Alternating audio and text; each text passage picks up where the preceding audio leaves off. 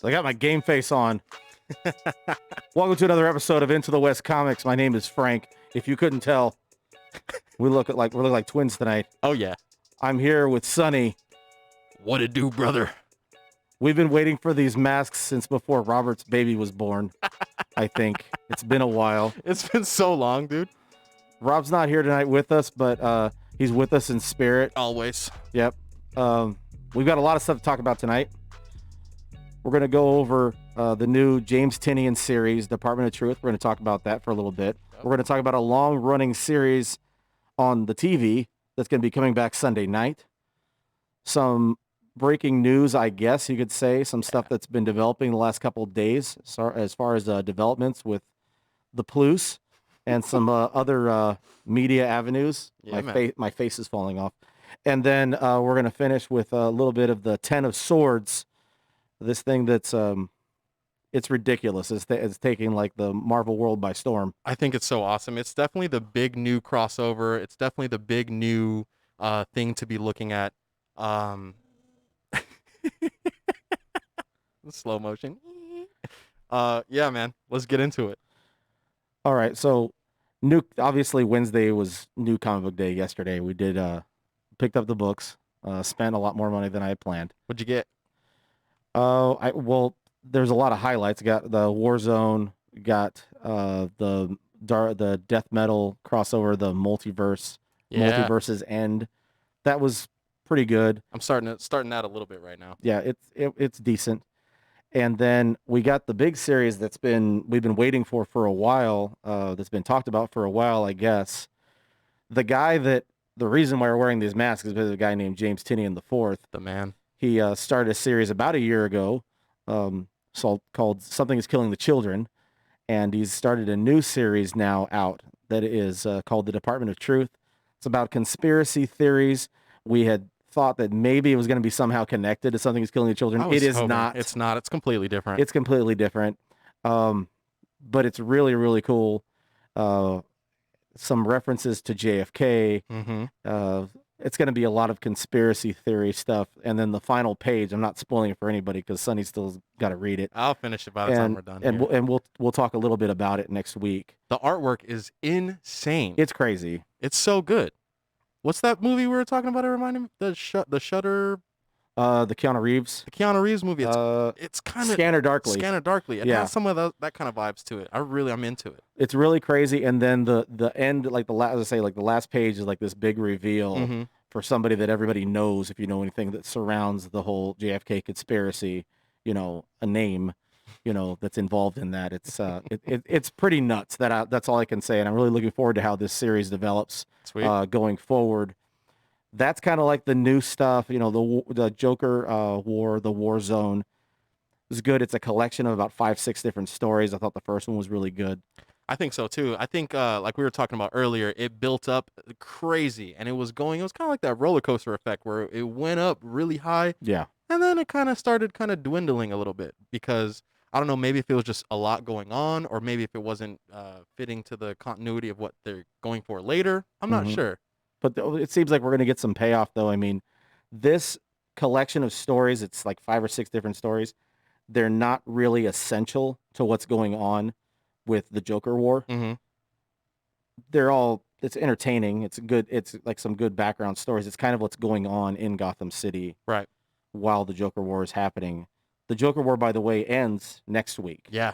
That's the last part. That's Batman 100. Yeah. Will be next week. So we'll have plenty of things to talk about. That'll probably be the first thing I read. Okay. I think next week, and I'll be texting you and Rob and Mark about it, and we'll be going over that in a little bit in depth. I like it. I think for me, it started with just shock value. Like, oh man, there's a lot going on here, and I don't know. I think maybe it just kind of got a little saturated, or maybe there's just so much other stuff going on right now that it's hard to keep locked onto that if it's not just crazy snapping back at you. You know what I mean? Yeah. Well, we're talking about that stuff, the newer stuff that's been out, and we wanted to pay respects and kind of go back to talking about something that's been out for about a decade. So long. A series that's bad. Yeah, the series that's been going on for about 10 years. Yeah. That comes back on Sunday night. Yep. They had some production issues, I guess, is the reason why everything got delayed. Yeah, with The COVID. Walking Dead returns to AMC this Sunday night, and Sonny is very hyped for it. I've always been so stoked on anything The Walking Dead just because zombies. I think I gotta take a drink. I think that show changed the game for shows, movies, everything alike that you bring into zombies. It set the bar very, very early, and I think like character development, like everybody knows Rick. Everybody knows Daryl. You can relate them into other characters from other shows as like the protagonist, and then the gritty bad guy that turns into the good guy later. You know what I mean? I think uh, 10 years might have been too long. It's possible. I think 11 seasons might have been too much. Yeah. What was the point for you, though? What do you think it was the kind of your turning point, or like when you said, "I'm kind of done with this," like kind of thing? Because that's what it felt like. That's where it felt like you were going. I think when they tried to take Rick out, man. Okay. Like I think if anybody doesn't know, The Walking Dead is a comic. You've had plenty of time to catch up. 10 years. There's a lot that goes on in the comic that is different than the show. There's no Daryl in the comics. No. And so that's what they were able to do. They were able to make him and go whatever direction they wanted with him. Yep. Bad guys, there's a lot of different changes, but what they did stick to is this whole whisper war and the grittiness behind it and the pikes and all that kind of stuff. They really, really went onto the barrier with that. I'm stoked how that played out. I think they executed that really well. Mm-hmm. I think the turning point for a lot of fans, and I just think it's funny, kind of hypocritical in a sense, I guess. Everybody was fine with Rick's group killing people like in their sleep and executing groups of people and wiping out everyone. Right. But then when Negan does it to Rick's group, it seems like everybody was upset that well, that's not fair. They're not using barbed wire baseball bats though. True. They're still stabbing people in their sleep. This is true. They're still like shooting people in the back. I mean, there's a lot. I mean, if you look at it like I mean, I'm not going to try to do like some type of political type of study on the Walking Dead theory, but if you were with the Saviors, if we're part of the Saviors with Negan, right? Negan's the good guy. Right. Negan's in the right. Right. In his group. Right. They're in the right. But, Rick is doing what he's doing, and because his guys get taken out, actually, when Negan kills Abraham and he kills Glenn, my son was done. Yeah, dude. He bailed on the show. After that, he goes, that's it, because he loved Glenn and he loved Abraham. Yeah. And he was like, they're going to kill both of them? It was like, because that's what they did in the comics. Yeah. They killed them both off in that same instance. So he's like, I'm done. And then he's never watched it since. Well, if you follow the comics, and we were talking about this, how they do with the boys, you switch it up a little bit enough for the average person that knows what's up not to know what's going on. And they kind of are too. Yeah, they are, for sure. But that scene was brutal. I think, speaking about Negan, man, who do you think was not a bigger bad, or who was worse, but who did you like better, the governor or Negan? There's definite stuff that I liked about the governor, that he was trying to redeem himself. Right. And Negan gets a little bit of that also. A little bit. Like later on. Yeah, way later. But the governor is trying to like reset his whole life when he meets that family, and he's trying to like foster the girl. Obviously he loses his girl, who becomes a walker. He still keeps her alive. Caged up. When he has the aquarium with the heads. So that's what he was. He would look at the aquariums with his dead adversaries, and just to remind himself how bad the world was outside of the walls. Yeah. You know what I mean? So I get that. He has a code, and there's a thing behind him. I feel like Negan was almost like the Joker. He just wanted bad stuff to happen just to stir up the pot. You know what I mean? I think I like the governor a little bit more because of he had his opportunity to kind of reinvent himself, and then he just kind of decides like, no, this is who I am, right? And I'm gonna be shady, and then everybody kind of saw like, okay, he's obviously a little something going on. He's not a good dude. No, Negan was kind of trapped in a sense to kind of redeem himself. He didn't have a choice. Yeah, but see, Negan was rolling around with like the 5 wives, and you put irons to people's faces as discipline and all that kind of stuff. At least the governor was trying to do a society and trying to build a community. And he did have some sketchy stuff going on in the labs underground and Yeah. with the making Daryl and his brother fight in the pit and all that kind of stuff. There was definitely some darker tones to what he had going on. Sure. But I think neither one of them have anything on Alpha. No, Alpha's another level of that. She'd probably in the power rankings. I mean, she's one. Yeah, she's I think she's the Alpha. She's the Alpha. Yeah, she is. I think I want to say I stopped a little bit in the comics right before that. I knew what the Whisperers were, but I didn't know how far that they were going to take it. So seeing that was crazy. Jesus getting stabbed in the cemetery. The walker comes behind him. You are where you do not belong. Right. I was like, you just scared me right there. You give me chills and something. It was so cool, and I loved Jesus too. Even when he first, I love Jesus too, Sonny. I know you do. But seriously, it was raw. It was scary. I think it brought back the scare factor to The Walking Dead because a lot of people were like, "Well, there's no zombies. They're just fighting other people now. Where's the walkers?" Yeah, I heard some of that too. You know what I mean? And I could see that too.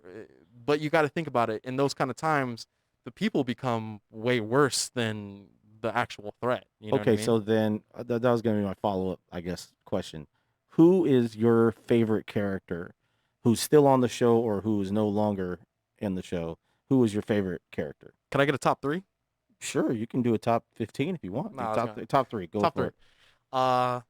Daryl, number 1. Yeah. I would say Rick out of just saying it, but Carol would probably be my number 2. Okay. Her transformation from such a helpless little mouse to like the badass of the show. Yeah. What were the wolves when they came into Alexandria the first time? Dude, she like painted the W of blood on her. She got blood and she wrote it on her. Was going hard trying to save everybody. So that Carol isn't the Carol that we met in the first season. You know what I mean? So I'll put her at number 2. Number 3, Judith, dude.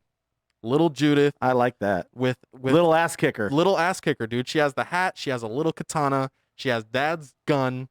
You know what I mean? So you get to see Carl a little bit, rest in peace. You get to see a little bit of everybody in Little Judith. And I think one of the most heartbreaking episodes was her being brought into the world and Carl having to cut her out of mom's stomach. You know what I mean? I think if I was picking a 3, I would say Rick is probably my number 1. Okay. Just because he always wanted to be, he still tried to be Law and Order Rick, even though there was no law or order. There's no law or order ever going to be restored in this world that they were in now. Not at all. Number 2 would probably be a combination between Carol and Daryl, who may be getting a spin-off series of their own or this AMC movie thing that they could be doing potentially. The Walking Dead is not going away. No, not by any means. They're going to turn it into something else. There's going to be an anthology series in about a year that they're going to do some single episodes that is going to be told in this Walking Dead universe. But anyway, I digress. I'd say Daryl and Carol are probably on the same level. And the other guy that I would put up near the top, and it probably kind of catch you off guard. Oh, man. Because he's so ridiculous, is King Ezekiel. And the reason why... He's really cool. I like him, man. Because he's so bizarre. He is. That he's talking about, like, being a king, like they're in medieval times or something. And, like, his relatability that he is so far gone because he was, like, a zookeeper. He was the zookeeper and the tiger trainer. That's why he got so close to his tiger. You know what I mean?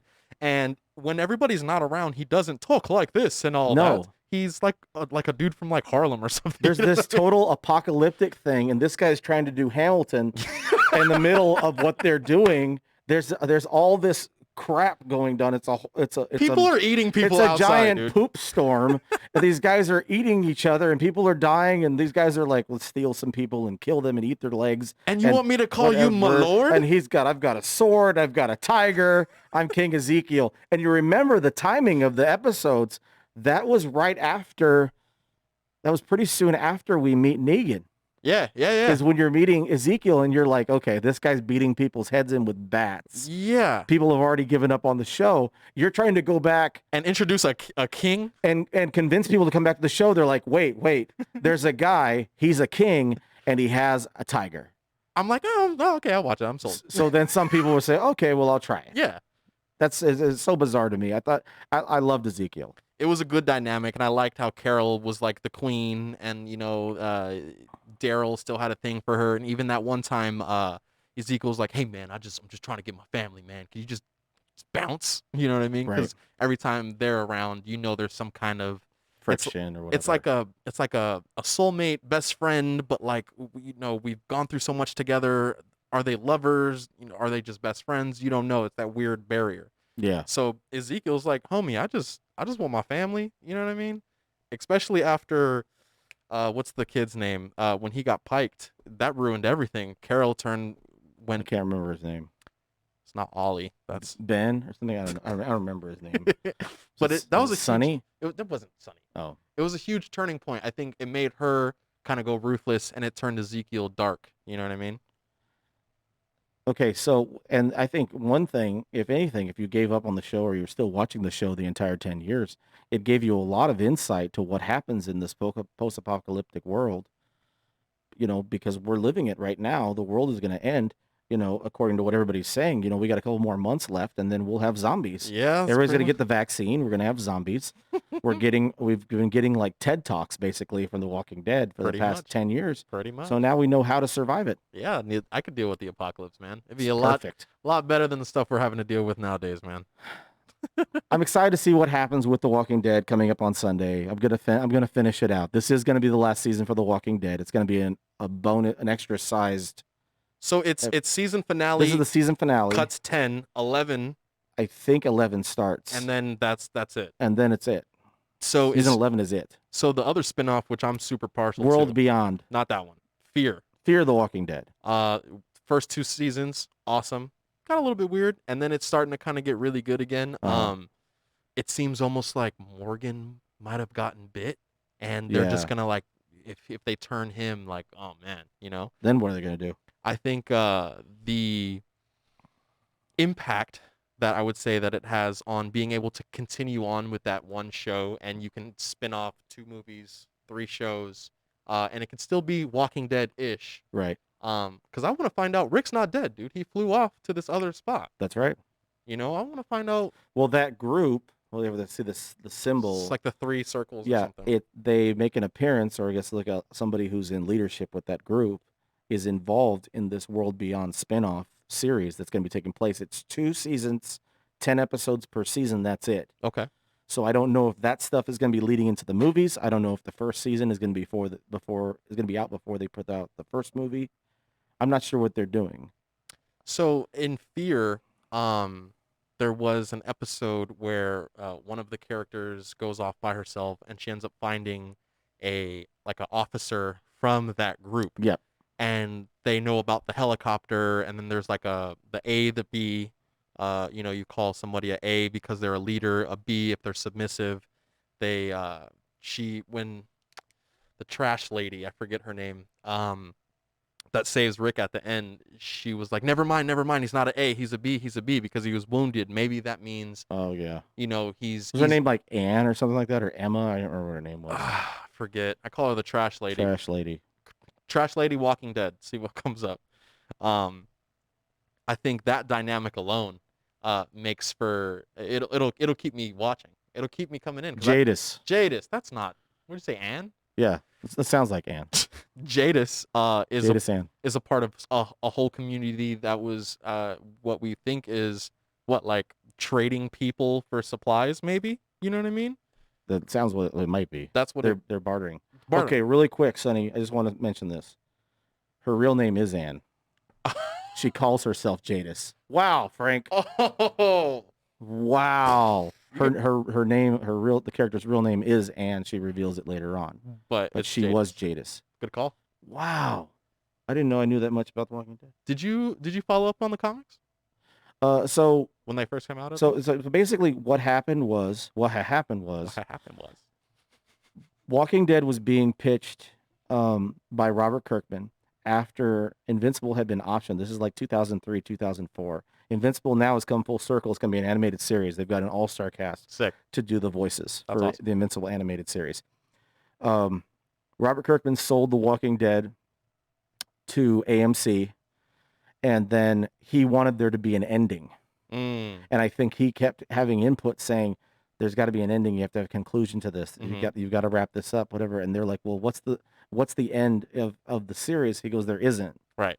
There's no solution, because a lot of people who are watching Walking Dead the first couple seasons, this is like the first zombie related or apocalyptic series they were watching. They're like, well, eventually they get cured, right? And there's no more zombies. No, there isn't. No.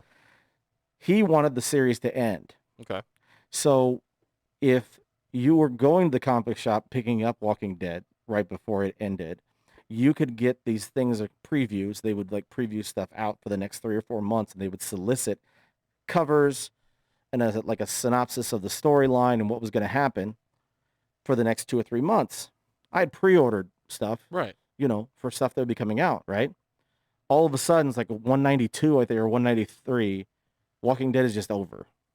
Yeah, it just ends. I was reading something, and then all of a sudden, like online, it's like, oh, that there was actually an ending, and there's like I want to say like a 10 or 20 year time jump. There's a time jump, like a huge time jump. Absolutely. And walkers aren't even really a thing anymore. Like they're like flies on the wall. They're kind of viewed as a commodity, right? So it's like a rare thing. Like you have a farm.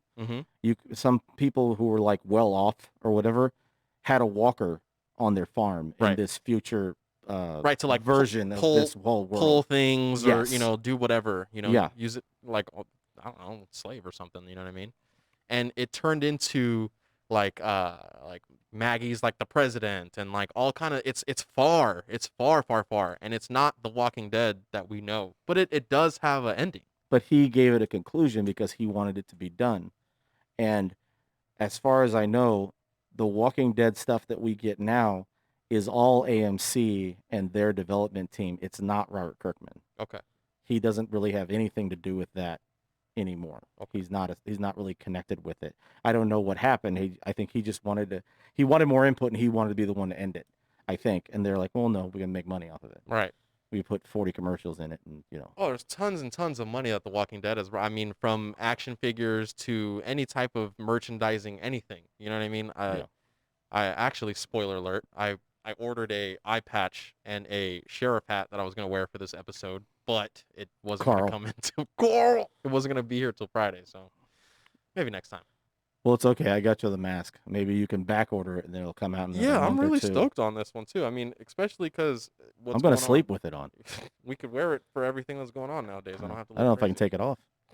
Yeah, that's a whole nother story. Yeah, that is a whole nother story coming up after hours. All right, so we want to talk a little bit about some of the news, some stuff that's been in development the last couple of days. We've been hearing about some casting rumors involving Plus. The Plus. Nick Fury is going to be coming back. Have his own Disney Plus special. It's going to be, who knows how many episodes, 8, 9, 10. But he will be reprising his role as the Fury Man. And hopefully they kind of do some more comic stuff in there, like the life replica models and all that kind of stuff, and explain maybe what he was doing on the spaceship to Sword, or what they were doing building it. I'm kind of feeling that they could go into like Secret Empire.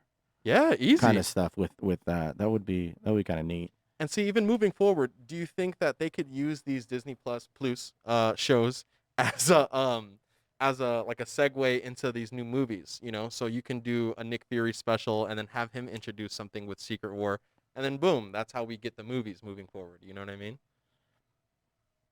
I could see that. I think Disney is banking on doing a lot of stuff with the Plus and developing a lot of different series. I mean, I think that we don't know what the landscape is going to look like for movies, right? At all. No. We might still get Black Widow on Disney Plus. I think that's honestly we don't know. I think that's what's going to happen, because there's no point to release it next year. It's going to push everything back. Like we said, they might be trying to hide something. That's the reason that they're so like adamant about not putting it out. But that's why they're not releasing footage of the Falcon and the Winter Soldier. Someone's in that show. Yep. Someone big is in that show. And they don't want that getting out. So they give you like a really obscure, less than 2-minute trailer for WandaVision. That's going to be trippy. I'm not bashing WandaVision. I can't wait for it. Yeah. I can't wait for WandaVision. I'm stoked I think for it's that going one to be great. Most.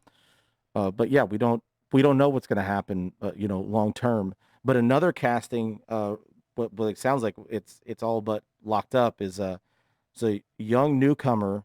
She's a young actress, Canadian actress. Her name is Iman Vellani. Oh, Is cast to play Ms. Marvel. right. Young kids, so they can set up easily the Young Avengers and all that kind of stuff. And she can grow into, because she becomes Ms. Marvel in one of the versions of the Ms. Marvel comics. She becomes Ms. Marvel really young. Yeah, in the game, she's a kid. In the Avengers game that just came out, she's like a young teenager. She's a kid. Yeah. So that fits perfectly, potentially, with either a Champions series or Young Avengers or whatever. That could be really interesting, and I like the casting, and I like the idea of her being a younger actress so that she can kind of grow up into the role. That's kind of cool. I'm about that too. And then we heard about this. I mean, this casting is kind of, I mean, it's kind of a recasting. He's returning to a role that he had played previously. Jamie Foxx is now, according to the Hollywood Reporter, Jamie Foxx will be returning for Spider-Man 3 to play Electro. Now, he was Electro in Amazing Spider-Man 2 with Andrew Garfield as Spider-Man. Was not my favorite Spider-Man. So he's going to come back to play Electro in Tom Holland's Spider-Man verse.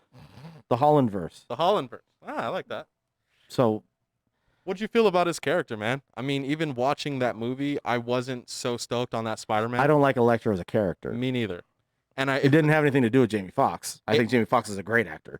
I just think that I don't really care for the. He's a great. I don't like the character. No, and they could have did dude, I think Shocker is way cooler than Electro. Yeah, that would be. And then just do the cool costume, at least something with the yellow and something like that. Way cooler. And I think they just, I don't know, I wouldn't go far as butcher the character, but it just wasn't good. Well, they introduced Paul Giamatti playing a Rhino. Yeah. And they don't really even develop that. Nothing happened.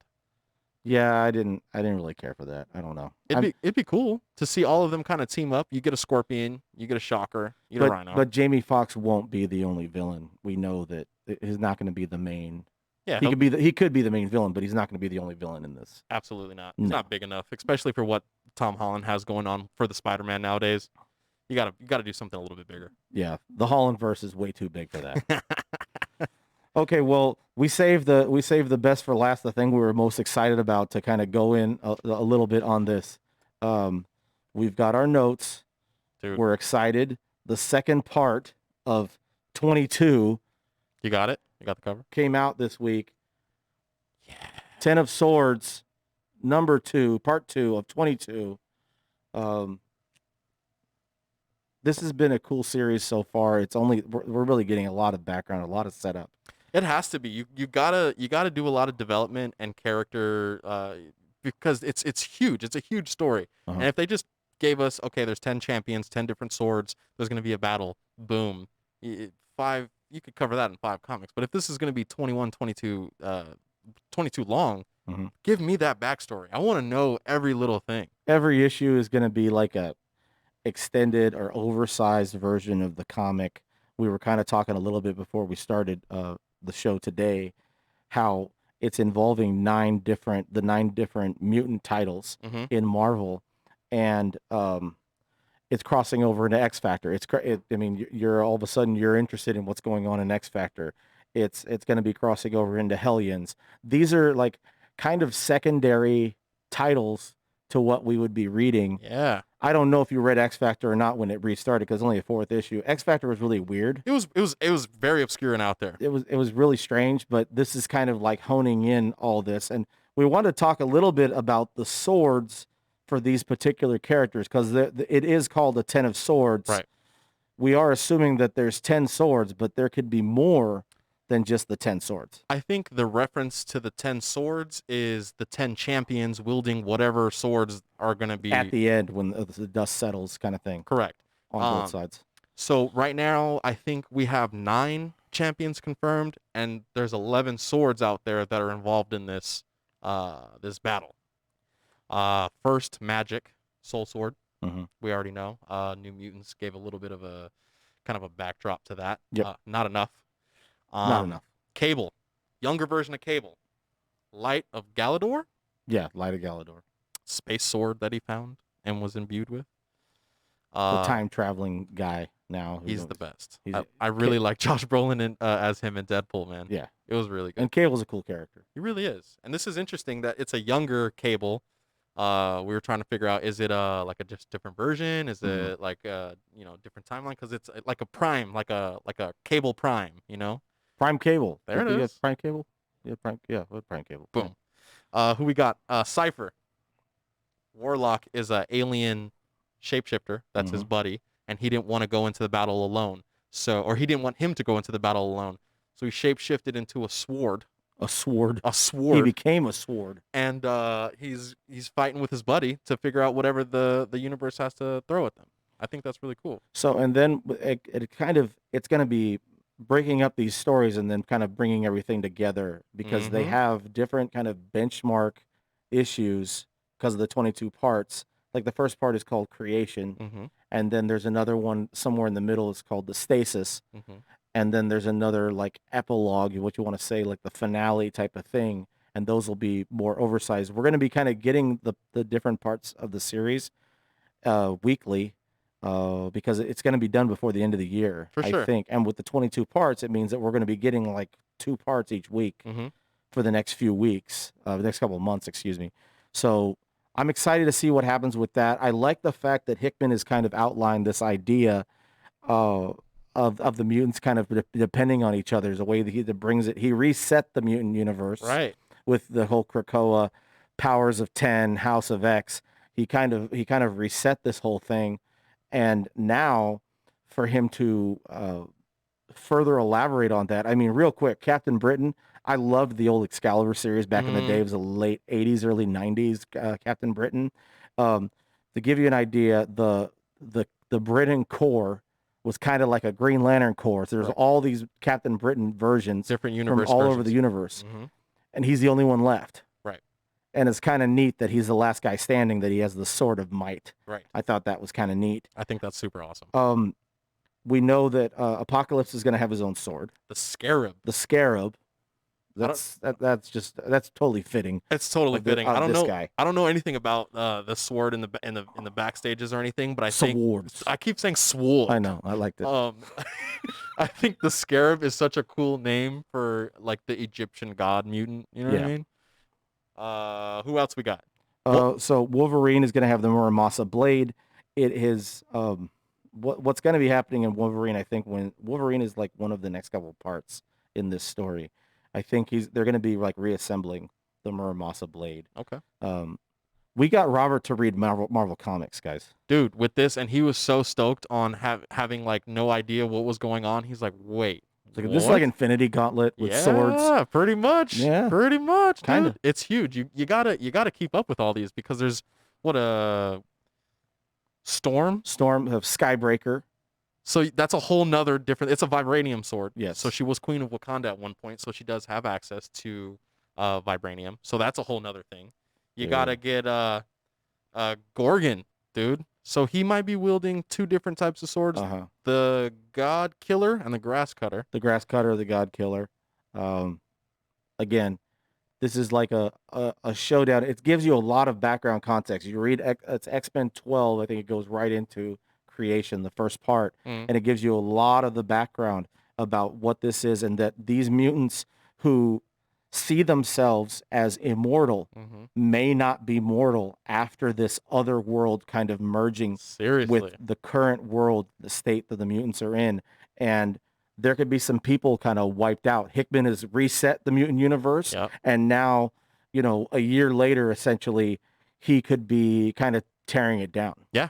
And I think the coolest part is that there's these stories that, like you said, they might be like the B-class story, but they're so important now because it's like the puzzle piece that comes all together to make this one epic thing. I'll be honest with you. I wasn't really that excited about reading X Factor. Right. But because it's the second part of this larger picture. You have to. You have to read it. Because if you skip to 3 or 4. No. And there's something in there, I'm sure there's something in there that's going to make that whole couple minutes worth it, and it's gonna bring it all together, guys. I can't suggest anything enough. If you want to go back and read something, get Hickman's New Avengers You can find like collected versions Yeah, of it or whatever. it's not hard to find. You could probably contact me. I'll send it to you or something if you want. Um, you could go back and read that because it's fantastic, and then go back and read House of X, Powers of Ten. Go back and read these two series. They're like two 6-issue miniseries that he was writing concurrently. They alternated, between issues, but it tells you one large story, Like an overview of what the plan of all this stuff is.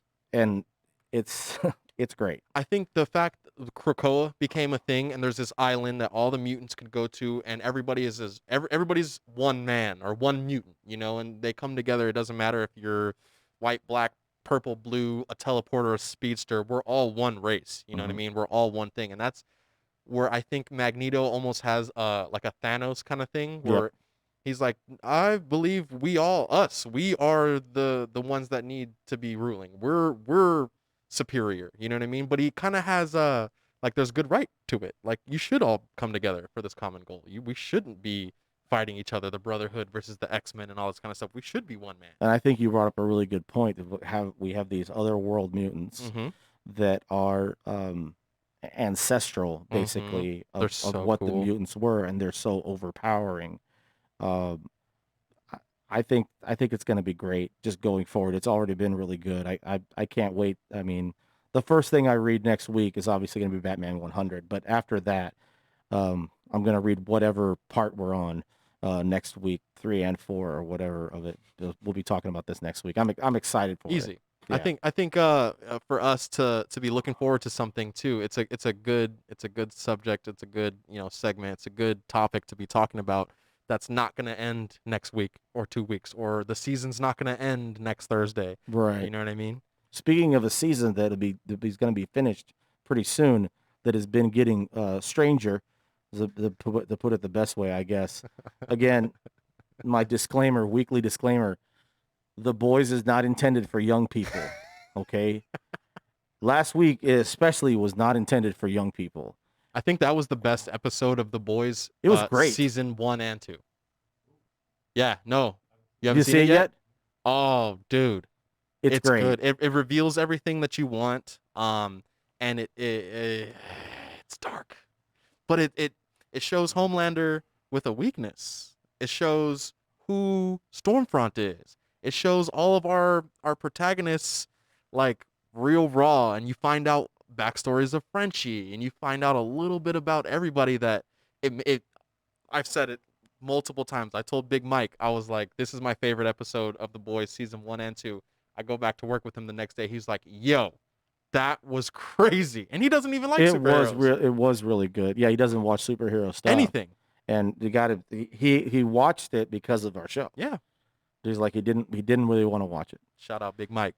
Man, I didn't bring my cup today though. cheers. I'll put it up twice, once for Sunny. There it is. Yeah, the show's great. I mean, it's kind of cool that we'll have Mandalorian in a few weeks after after The Boys ends. Uh, it's been so good, and it's so crazy, and it just it's a show that you think it won't one up itself, Right. but then the next episode comes out, and you're like, oh my goodness, Because I like that thought is like, 5 was crazy. yeah. And then 6 came, and I'm like, what's this show doing to me? What's the season finale going to be like? Because we know 3 is already maybe halfway done It with might be production. in pre-production. They've been shooting a lot of stuff. They've been working on it for a while. Right. They were halfway done shooting the second season when the first season came out of The Okay. Boys. That makes sense. So yeah, So they've been they're good on working time. ahead on it. It's a crazy show. Check it out. Do not watch it with any children, but it's a really good show. The Boys it's been great, man. Just wrapping up real quick on stuff ending. I know you still haven't gotten on, and I know you still haven't gotten on it, but tonight is the season finale of Raised by Wolves. It's 10 episodes in. Okay, guys, please just check it out. I got to It's get on the Plus or the Max app, HBO the Max HBO app. Max. I'll send you the login after we get out of here. It's so good. It's really good. It's definitely out there. We don't, like keep saying over here, we don't discriminate. It's not just about comics. It's all shows, all movies. It's all stuff you can geek out on. All stuff I you mean, can be it's stoked like, on. yeah. And that for me, I know you're stoked on like Ridley Scott, anything alien. It's almost kind of like Prometheus kind of vibes.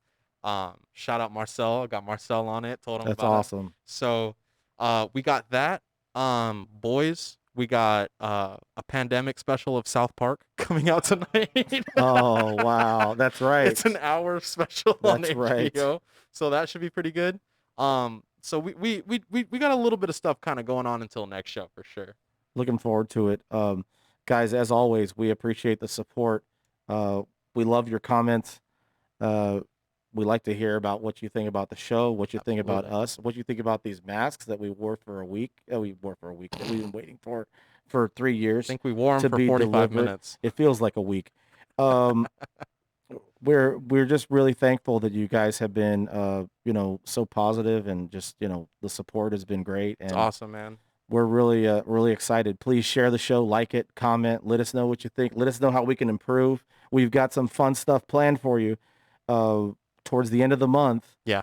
And because we are now in October, we are planning for the end of the month to be doing a live show. Mm-hmm. And we're going to have some special guests in studio and or calling in. Or to FaceTime. Or FaceTiming. Skyping. Or Tinder. Or Skype. OnlyFans. Yeah, we're going to have people OnlyFansing into the show. So we're excited about that. I don't know how that's going to work, but we'll see. We've got some giveaway stuff coming up too. It's happening. Guys, thank you so much for the support. Thank you for being here. Much love, guys. Appreciate it. Wash your damn hands. Go read some comics.